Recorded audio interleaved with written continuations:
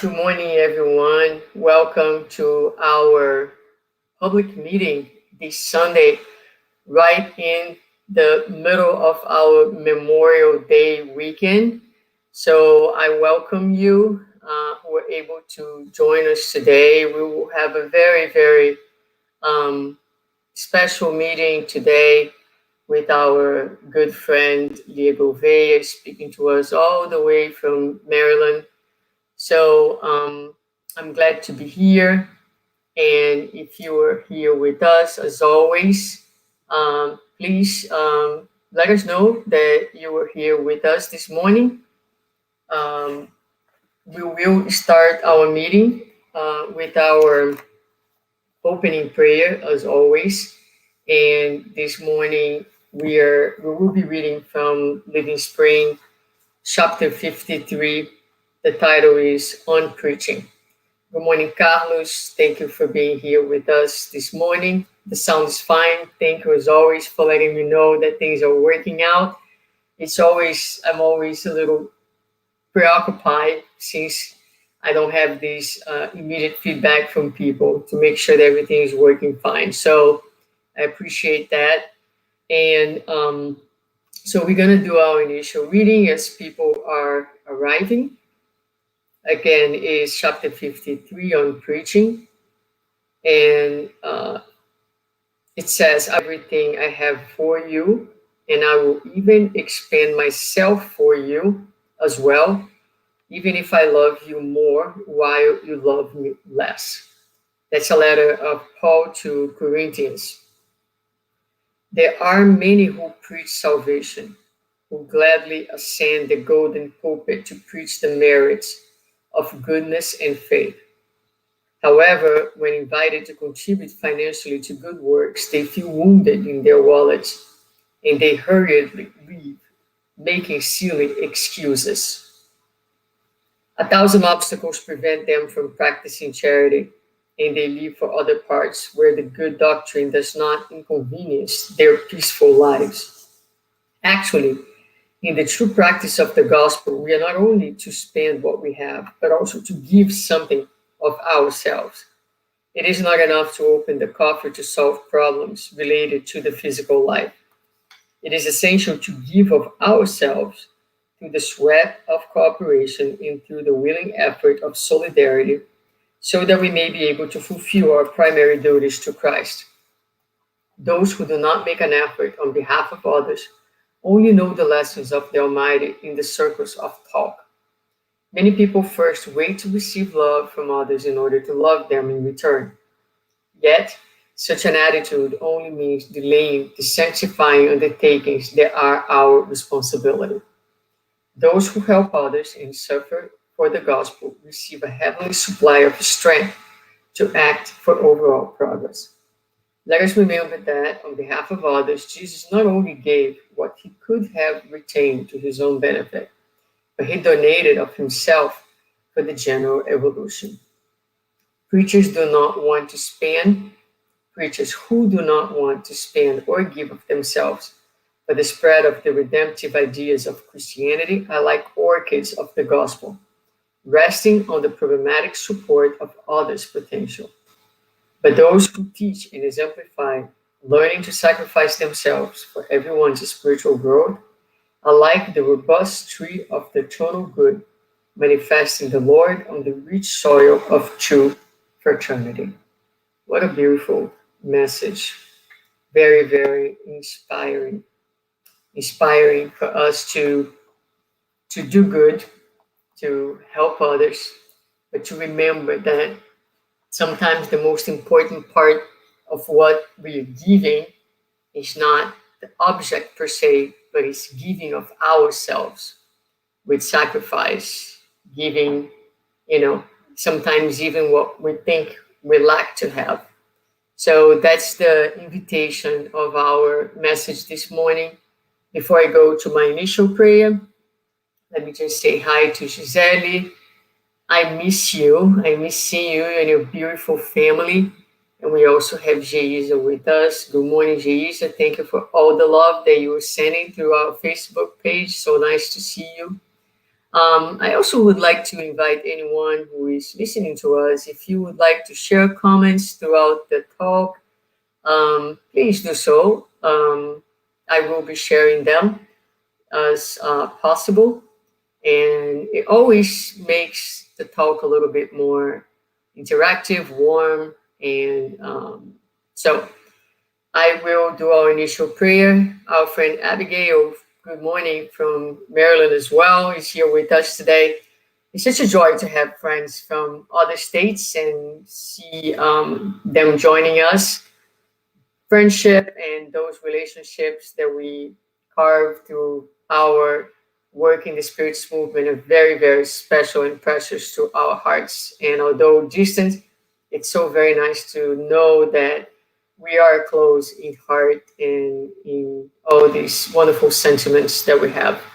So, with that in mind, let's invite you to close your eyes if you're comfortable with that, whatever you are, and join us in this initial prayer, just connecting at this time with our Father and Jesus, our Master, asking them to be with us during this time of reflection, of meditation about those topics of the gospel that are so essential to our happiness.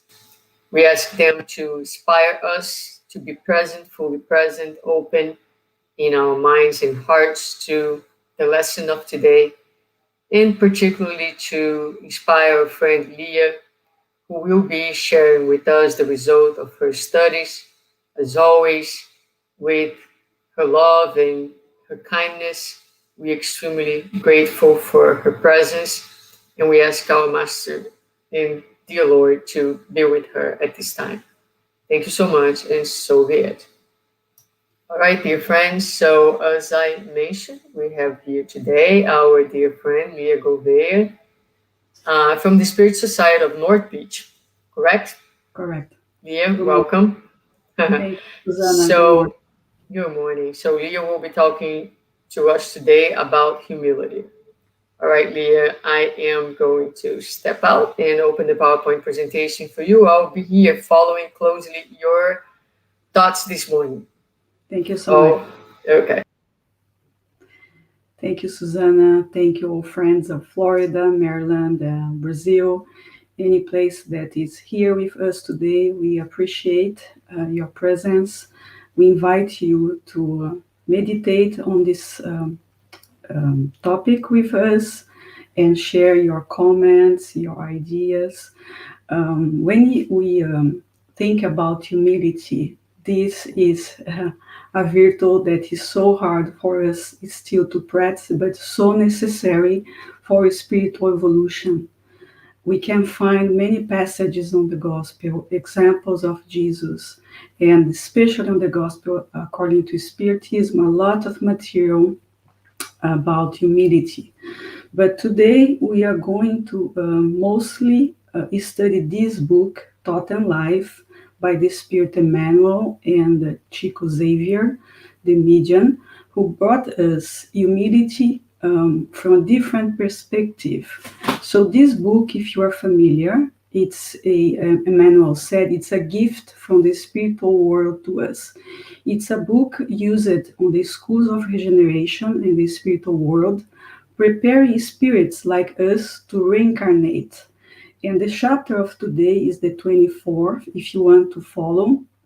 I don't believe we have this book published in English yet, but we do have an informal translation that I can share with everybody interested to study and meditate.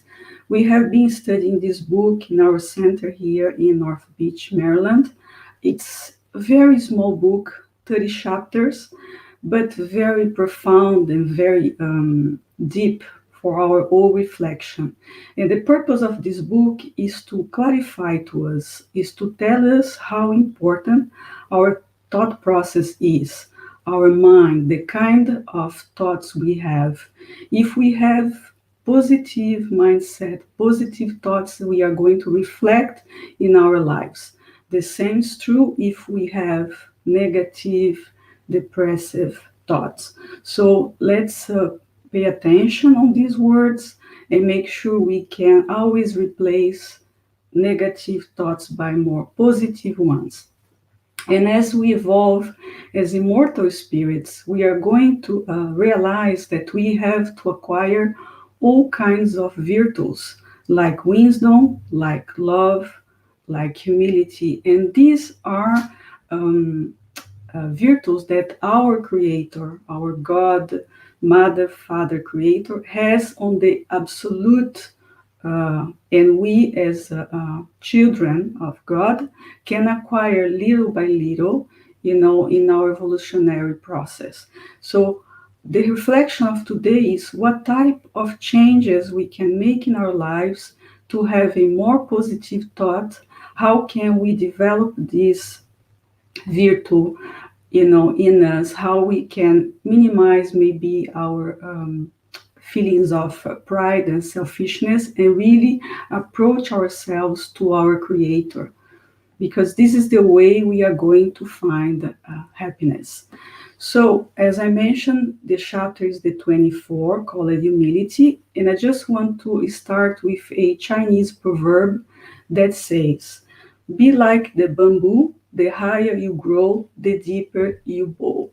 In this wise quote, you can meditate how we, as immortal spirits, grow, and as we grow morally, spiritually, we need to learn how to serve others, how to bow. It's not about humiliating ourselves, but it's about sharing the fruits of our knowledge. Be stronger and tall like the bamboo, but also be flexible and be kind, be gentle. Do not feel we are better than other people. Do not feel that we are superior to others. But if we are in a degree of more intelligence or more morality, good, it's through our own efforts, but it's not for ourselves. It's to be sharing with others. Okay, it's always the spirit of service. And Emmanuel, on this book, start telling us that humility can be found or manifested in all kingdoms of nature. So he says, humility through divine power is magnificently manifested in all of the kingdoms of nature. So as we mentioned, our Creator has everything in the absolute, is the supreme intelligence, the cause of everything, and humility is part of our Creator. And as we have this divine seed inside of us, we do have humility in potential to be developed. And this same seed of humility is found in all kingdoms of nature. So let's observe what Emmanuel tells us. So this is the expression of God, and this virtue of humility brings progress and renewal in everything we see in nature, which is aligned with the Spirit's book, question 540, where we read that everything in nature is linked together, from the primitive atom to the archangel, who also began as only an atom, an admirable law of harmony. So there is a law of harmony that we human beings cannot disrupt. We have to understand that we are part of this chain, and if we are on the top of the chain, it doesn't mean we are superior. It means that we acquired more knowledge through our evolutionary path, but as we know more, we are also more responsible. So we should respect every kingdom of nature, and we should learn with nature that it can show to us examples of humility. And here, Emmanuel is going to give us examples, and I'm going to explain a little bit better what does mean from the primitive atom to the archangel on the following slides. So, if we observe nature, there is a spirit of service, okay, and a spirit of humility. He says that the sun, despite its greatness, touches the moody swamp every day without complaining. So if we do analogy with ourselves, we also need to shine, and we should touch everyone in need of our light. So there is darkness everywhere, and we should not complain about sharing our tiny light that we already acquired. So it's very important to meditate about that. The flower silently perfumes the air.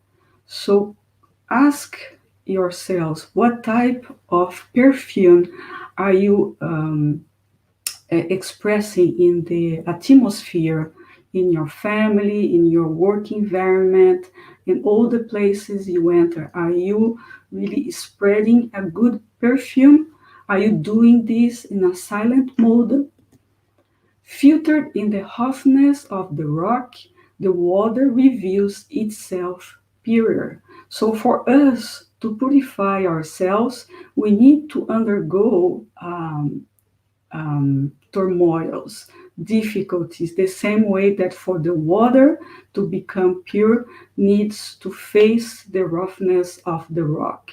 So as you can see, we can see examples in nature that we can apply to ourselves in our evolutionary path. And not long after a natural catastrophe, the grass again covers the fields, inviting people to continue their work, to start all over again. So after destruction, what happens? The grass, the plants insistently start all over again. So it's always time for us to start over, even after a catastrophe, even after we undergo difficulties. But we have a purpose to fulfill. The same way the plants here, the sun, the water, the animals, they do have a purpose in nature. We also have a purpose in nature, and we are not better than each other. We are just in different levels of evolution, and we are all connected, as we are going to see. So we need to develop our sense of humility by acknowledging how small we are before the universe. So we are very tiny, spirit is still on the first stages of evolution.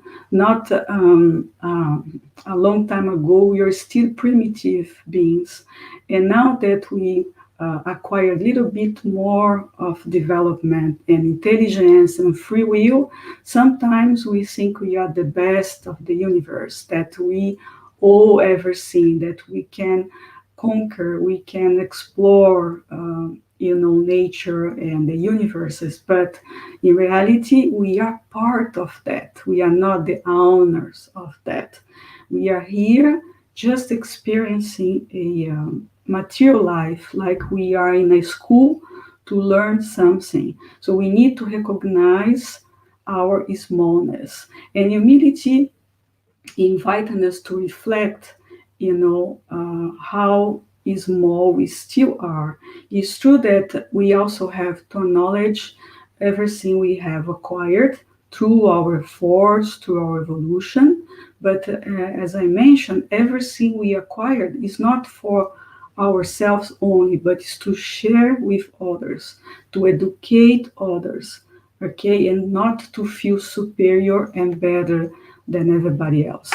So if we lack humility, Manuel tell us that we are going to block our feelings, and by blocking our feelings, we are going to have consequences even in our material bodies. So he says that this blockage is going to lead manifestations of pride, of envy, of selfishness, and vanity. So we need to be careful, because as we block these feelings, we are going to create all kinds of discord and delinquency, and we are going to be responsible for that. So the invitation is, let's, allow this divine attribute of humility to come to the surface. Let's develop that on us. Let's exercise humility to become more humans, and not close to the animals. So let's continue here. Without the flex of humility, a divine attribute in us, we may imagine that we are the exclusive owners of everything. And we are not, dear friends. We are just here, you know, as a temporary material experience. And we are going to be responsible for everything we do or we do not do to one another, to our planet, to nature in general. So, if as spirits who travel on the path of evolution, if we do not become aware of our spiritual nature, if we allow ourselves to be um, on the illusions of the material life, we are going to really create difficulties in our path. So we could rule our existence in a selfish way, transforming our souls into towers of illusion, locking ourselves inside and refusing any contact with the realities of life. So, meaning we are going to put ourselves in a bubble. We are going to create a imaginary reality that's not true. So we are going to start believing that we are what we possess. We are our titles. We are our physical appearance. No, and this is all temporary. Again, it's important to recognize what we are and what we already conquered, but again, always to share with others, not to be uh, selfish, to just use for our own pleasure, or refuse to see the reality of life, refuse to see that we are actually brothers and sisters, and we are here to help one another and to contribute with the development of our planet and the development of our whole humanity. So be careful with the illusions that you create for yourself. We do need to have humility to recognize, our smallness. When people or us refuse to see their reality, they rebel against anyone who tries to convince them the contrary. So when we are too proud, we do not want to listen to anyone. We do not want to submit our will to God's will because we think we know better, but it is not true. Without humility, we are often unable to free ourselves from the trauma of shadows to which we may have remained attached without reaching the dawn of reason. So, as we evolve through the kingdoms of nature, we pass through the animality. And because we are still on the first stages of being a human, we still have a lot of animality on us that we need to get rid of. And as we develop our intelligence, our free will, when we start making choices, sometimes we make wrong choices. We create difficulties in our path due to our own imperfections. So we need to get rid of the shadows, the darkness of our past. We need to get rid of our animality, but only with humility we can do that, because we are going to recognize our imperfections and we are going to recognize what we still need to learn, to progress and to share with others. So how can we get rid of this animality, and why we still pretty much animals, and here is where I brought a little bit more of knowledge about this, from atom to the archangel, that we found on the spirits book. And here's what the spirits tell us: from a material point of view, there are only inorganic and organic beings. So, like here we see this representation, we have the rock, the mineral, we have the plant. So the plant has life, the rock has only energy, right?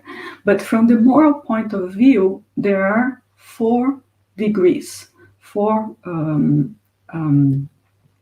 very well marked characteristics that we can identify. So let's see. Inner matter, which comprises the mineral kingdom, possesses no more than a mechanical energy. So I would say this is the first step of the evolution, right? So when we have the second kingdom, the plants, the flowers. So, other than having this inner matter and energy, plants now have vitality, life. So, we can see that plants have a cycle of life, that plants can die, that we need to take care of the plants for the plants to survive, for instance. And when we reach the animal kingdom, so we have the inner matter, we have the vitality, we have life, but now we have the instinct. As you can see, in every kingdom of nature, we evolve a little bit more. And our as immortal spirits, we progress through all these kingdoms. So when we are in the animal kingdom, we start developing our intelligence, our individuality, which you can really observe. If you have pets or if you observe the animals, that they do have individuality, they do have intelligence, and everything is in constant evolution to the point we become humans. And when we become humans, again, does not make us better than the animals, the plants, the rocks. It's just that we progress on the scale of evolution, and now we become responsible for everything around us.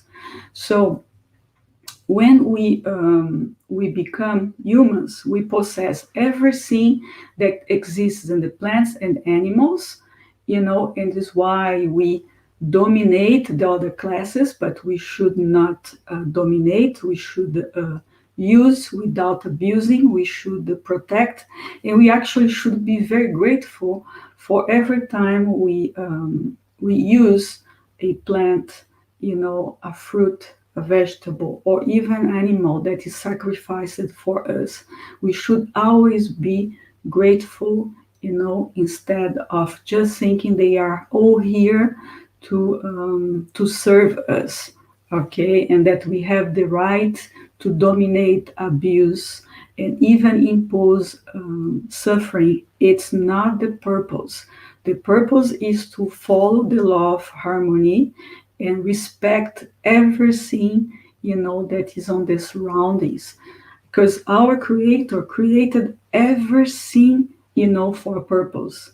The same, we are here for a purpose. We need to identify what type of purpose you have, and you need to have humility to recognize that. So, as human beings, not only we develop everything from the previous stages, but as we acquire more and more intelligence, we also are going to start developing other senses, what we call morality or what we call virtues. We are going to start having awareness of our future, of our spiritual nature. We are going to start grasping that there is a God. So if we do not recognize the existence of God, either we are still rebellious, or we did not wake up, to the realities of life, or we still too proud to accept there is something above us. But there is no way to avoid the progress. We have to keep going, to reach the level of the archangel, which is the level of the pure spirits. And to reach this level without humility is not possible. So, just to see the universal teaching of Spiritism, you can find in different books and the Spiritist literature. I just brought one page from this book, Life and Destiny by Leon Denis, that clarifies all this that we have been talking about, the law of progress and evolution and how we are all connected. The law of progress does not apply only to humans, it's universal. There is in all nature's kingdoms an evolution which has been acknowledged by thinkers of all times. Each link represents a form of existence that leads to a higher form, to a richer organism, better adapted to one's needs, to the growing manifestation of life. So it's the scale of evolution. And the same way we evolve materially speaking, we also evolve, spiritually speaking, you know, but on the scale of evolution, thought, consciousness, conscience, and liberty appear only after going through many degrees. So this is what we have to now conquer. Is the time of rationality and reason and awareness, and to wake up our conscience, live in our conscience, and find the freedom that our spirits need, to reach the pure spirits, the archangel level. In a very poetic way, Leon Denis says, in the plant, intelligence in slumbers, in the animal it dreams, only humans it awakens, know itself, take hold of itself, and becomes conscious. So the invitation, dear friends, is to wake up, to become conscious, to recognize the importance of seeing how we are all equal before God, and how we are responsible for everything that is nature, and do not break the laws of harmony. Take care of one another, take care of our brothers, animals, take care of our nature, our planet, and evolve together, because everything we destroy, we need to come back to repair. This is the law we learn with the high evolved spirits. But if we insist to remain, attached to material possessions, to be on this vicious cycle that, like on this little cartoon you can see here, just work harder, earn more money, buy more things, keep going, you are going to be in a constant state of stress, and you are not going to find happiness, because since our nature is spiritual, nothing that's material can give us peace and contentment. Is going to just give us a temporary joy or pleasure, but like drinking a salt water, you are going to be thirst again. You are going to be always asking for more, more, more. So this is not the way to go if we want really to evolve and be happy. When people are ruled by the limiting spirit of materialism, they are easily drawn into feelings of despair, jealousy, resentment, and intemperance that cause psychic tension. Why we are in constant stress? Our nature is not a nature to be running everywhere and accumulating things. No, our nature is to live in fraternity, is to cooperate with one another, is not to compete, is not to feel we are superior to others. No, is to see each other as brothers and sisters in different stages of evolution, and we are here to complement and to help one another. Dangerous syndromes of an organic nature may also follow, such as depressive and emotional disturbances, ulceration, and cellular dysfunction, not to mention the unfortunate events of everyday life. So, when we are on this bubble of materialism, we basically not only not find happiness, but we are going to acquire um, organic dysfunctions. We are going to find all kinds of disturbances in our emotions, in our mind, in our bodies, because we are in conflict. We are in conflict against our inner essence, which is spiritual and not material. Yes, we are living in a material world. We need to work. We do need to buy things, to live, to survive. But it cannot be the focus of our life. All these are instruments, for us to go undergo these studies. It's like when we go to a school, we do need a pen and a pencil and a notebook and a laptop. These are instruments for our education, for our progress. But this is not, the reason for our lives. Okay, so what we need to find is the balance, the inner balance. Use everything without abusing, without attachment, without accumulation, with a higher purpose, which is to educate yourself, educate others around you. The lack of humility, tells Emmanuel, can drive people to acts of insanity when faced by passionate conflicts.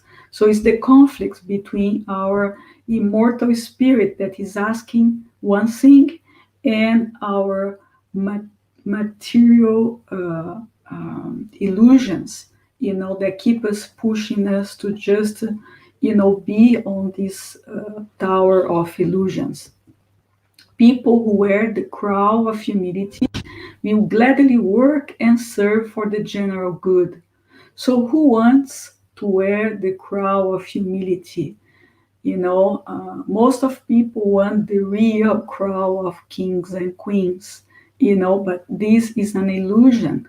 How much sadness, this people that sometimes are envied by others because they are temporarily in positions of queens and kings, or they have such degrees or titles, but they are so unhappy and they are really losing their opportunity to grow spiritually and to contribute to a better world. So the point is, whatever we have acquired through our evolutionary path, the person we are today is to share, is to gladly work and serve for the general good. The high evolved spirits, they're always working and serving, and they do have humility. So we cannot become pure spirits if we do not develop humility on us. So they will bring harmony to themselves by expressing the divine laws. So only by living and exercising the divine laws, we are going to find peace and harmony, in us. Okay, everything we become rebellious and we break a law, we acquire consequences to our path. Everything, like I mentioned, that we break, we need to fix. Everything we destroy, we need to repair. So let's understand, that, and let's try to follow the right path. We are going to reach happiness much quicker, faster, and easily. So another thing I want to bring, that humility is not subservience, is not to humiliate yourself. Okay, it's not to do something for people hoping to get benefits. So humility is primarily independence, and inner freedom is springing from the depths of one's spirit, sustaining its continuous renewal towards goodness. So it is to work to the common good, to our all progress, without humiliating ourselves. And here I just brought another image that we have Jesus here on his knees, touching someone's feet. And you can see the difference between the two.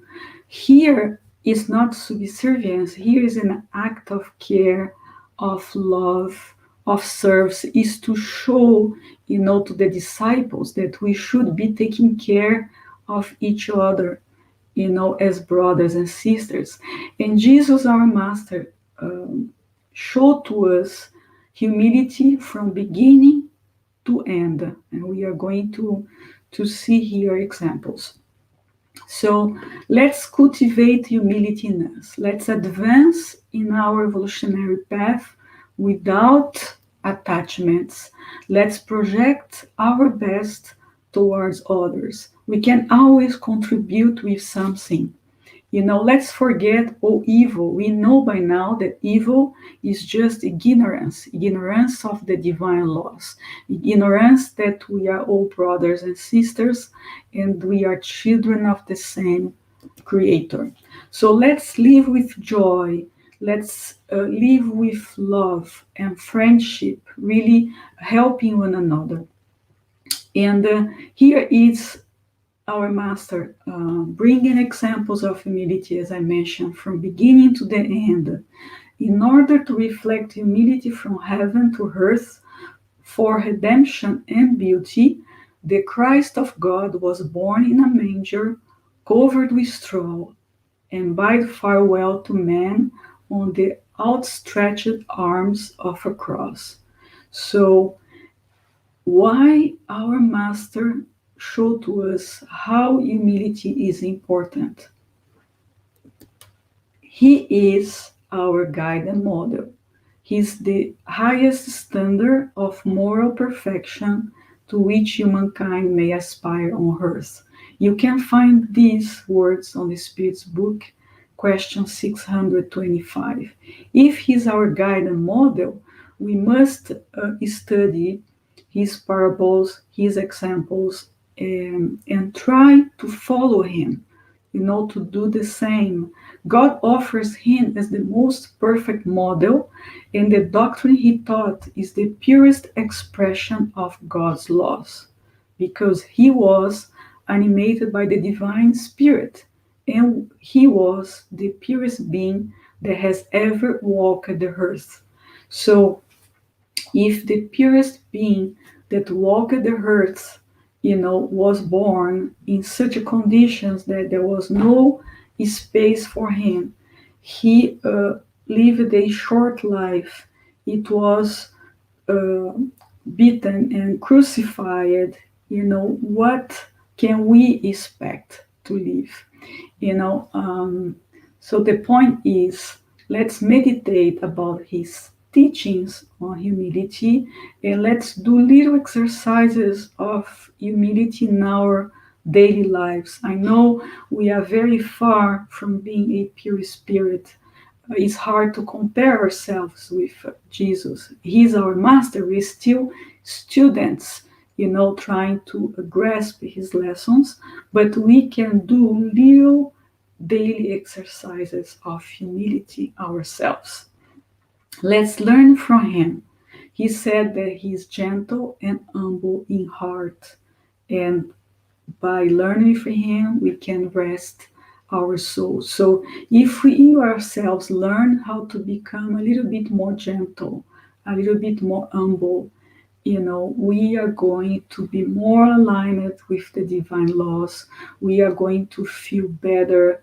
We are going to feel more in peace. And who does not need peace, especially these days? It's all our spirit is aiming for, to find this peace and happiness. We are many times tired of fighting, in a world that it seems the opposite of what we believe. But these are the trials and the tests we must undergo, right? As I said, here it's a school for us to learn, but there are moments we really feel that it's also a jail because we are stuck in situations we cannot leave, and there are many situations that we are, sick in our bodies, in our emotions, and all this because our spirit is still sick. Our spirit still has many deaths through the evolutionary path that we need to get rid of. So let's get to know ourselves and do daily exercises of humility, if we really true want to progress and find joy. So coming back here to Jesus' teachings, he put humility not as one condition, but the essential condition for the happiness promised to the Lord's elect. And here is not that God has favorites, but it's only through evolution that we are going to find happiness. And if you study the Sermon of the Mount or the Beatitudes, you can see there, blessed are the poor in spirit, for theirs is the kingdom of heaven. Who are the poor in spirit? What does mean the kingdom of heaven? So, in a short, we can say the poor in spirit is the humble, okay? And the kingdom of heaven is a representation of the more evolved worlds that we all want to reach one day. So, the poor in spirit, the humble, Jesus said that the kingdom of heaven is for them and not for the proud. So, if you want to remain proud, you not deserve the more evolved worlds. So, there is no other way. We must acquire humility. We must become humble. Instead, the kingdom of heaven is for the simple. Jesus meant that no one is admitted into it without simplicity of heart and humility of spirit. So, what is simplicity of heart and humility of spirit? Let's understand a little bit better. And I brought here a quote from someone who exemplified humility through her experience here. She said, humility is the mother of all virtues, purity, charity, and obedience. It is in being humble that our love becomes real, devoted, and ardent. If you are humble, nothing will touch you, neither praise nor disgrace, because you know what you are. If you are blamed, you not be discouraged. If they call you a saint, you not put yourself in a pedestal. So I think she summarized beautifully what humility is not to humiliate yourself, is not being subservient. It's about recognizing who you are, what you are, in which stage of evolution you are. So if people praise you, you still remain, calm. You not let your pride or your vanity to take over. If people can really blame you for things, and they will not discourage you, because you know that you are still on the first stages of evolution. You still working yourself to become better every day. You are doing constant efforts to do your best, and this is what we should do. Instead of comparing ourselves with others, instead of competing with others, we should compete with ourselves. Okay, here who I am today, what can I do to become a little bit better tomorrow?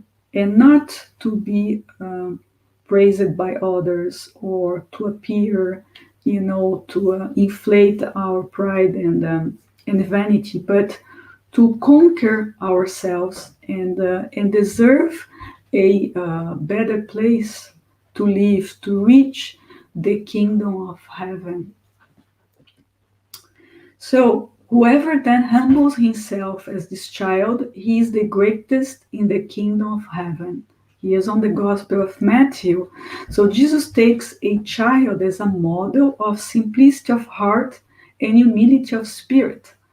So he gives us examples. And what does it mean to be simple in our heart or humble in our spirit? Is to have no pretension of being superior to anyone or anything. And is to recognize that we do make mistakes because we're still learning. So it's okay to make mistakes, but we have to make a force to stop, making the same mistakes and move on. So, how to reach the purity of heart, you know? So, purity of heart, it is inseparable from simplicity and humility because excludes every thought of selfishness and pride. So, when we must love ourselves, but not love ourselves. If we love only ourselves, we are selfish. But if we love others, then we are fulfilling our tasks. The same with pride. Yes, we have to be proud of our accomplishments, recognize, our talents, recognize what we have accomplished, but do not only use for ourselves, use to serve others. Then it's okay. You see, it's very subtle. So we need to understand and apply that. And Jesus used the childhood as a symbol of purity, because even though we know a child, it's small, in size, is still surrounded by the innocence of childhood. We know there is a spirit there that can be very old and full of imperfections, but it is the symbol that our Master brought to us about the importance to remain pure, to remain simple and humble in our hearts, in everything we do, you know. So it's why our Master used a child as a symbol of humility. So um, we are almost at the end of our reflection. So I think what we need to really make effort is to fight against our pride. So the strength of pride must eventually surrender to the power of humility. In every instance, Jesus places humility in the category of virtues that bring us closer to God, and pride among the vices that distance us from God. So, what does it mean by that? Remember that our God has all the virtues on the absolute, like the supreme intelligence, He has supreme humility, right? As we evolve, we become closer to Him on this sense. And we, on the other hand, if we are stuck in our pride, in our vanity, we are far from Him. We are far from fulfilling the laws He created. So, humility is indeed a submission to God because it's to accept we do not know everything, we do not know better, it's to accept what comes on our way as a way to learn and to evolve instead of being rebellious, instead of be against our creator and everything that happens in our life. So remember, everything that happens in our life comes with a purpose. So we must meditate what is the reason of our incarnation, what we planned to do here, to accomplish here, and try to do the best you can with humility. For everyone who exalts himself will be humbled, and he who humbles himself will be exalted. So if we abuse, we are in a position of material superiority. It can be in terms of possessions or titles or um, hierarchy in business or in the university, whatever you are. If you put yourself in a superior condition, you are going to be failing, and you may need to experience in another life a, a position that is going to be the opposite. So you're going to feel really humiliated. So, in this sense, that if we exalt ourselves, we have to be humbled after. And if we live a life of humility, we will be exalted when we reach the more evolved worlds, and we come back as winners of ourselves. Okay, so to complete, I leave this message by both here Chico Xavier, the median of this book, Thought and Life, and Emmanuel, the Spirit, his mentor, who said that humility is not found in poverty. So it's not in indigence, penury, necessity, nakedness, and anger. Humility is when the person has the right to complain, to judge, to reprove, and to take any understa- under, understandable attitude in the personal real, but just blesses. So it's let's see, more than the appearance. Is not the appearance of humility. Is not to not take care of yourself or live in poverty, because there are many people that are poor people. Even you can find homeless people that still very proud. So let's accomplish our tasks the best we can, without complaining, without judging, without reproving, just blessing as much as we can. And by doing that, I think we'll be, acquiring this beautiful virtue of humility that we all need to develop. I would like to thank everyone that followed this study, this reflection, um, and our friends from all places. Thank you so much for being with us here today. Thank you, Susanna, for the opportunity. Thank you, Leah. Thank you for being with us. Um, it was a great, great reflection here. A comment from one. Thank you for presenting a topic that so many of us struggle with. So if we had more time, I would engage with you in a conversation, but I'm going to leave it up to every single person who has joined us today to think about it. The gospel, according to Spiritism, says that humility is the most difficult virtue to be developed and the one that's like really rare to be found on our planet. And the question is, why is that? Why is humility so difficult to be experienced? And another reflection that I often do myself is it a virtue that we should seek to develop, or is it the outcome of something else? We become humble as we, for instance, become more whole or more connected, so it is a goal or is it an outcome? So we can go on and on. There's so many aspects that we could talk about when it comes to humility. It's funny because this morning I was recording a few meditation videos that I posted on a daily basis, um, from the book Happy Life. And the lesson 167, uh, Joanna de Angelis ends the meditation with a sentence that says, be like two heroes who silence their accomplishments and who are great in their smallness. So I was really struck by that sentence, that is precisely everything that you talk about. To be great in the smallness and to be very quiet about, we are usually on the other direction. We are kind of boasting about our accomplishments and putting ourselves, on the display, for everyone to see.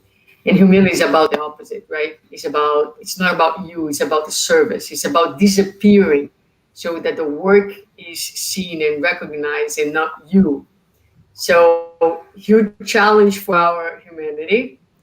So it's always very, very appreciated when someone talks about this topic and bring all these references that really help us to just continue. It's a journey, right? Like you said, it's we're far from Jesus, but the most important thing is to be on the way. So thank you again. Thank you. It's really, really nice. Thank you for accepting our invitation, for joining us this morning. We really, really appreciate it. Thank you. So, alrighty. So we are going to do our final prayer for today's meeting. It's 12 o'clock sharp.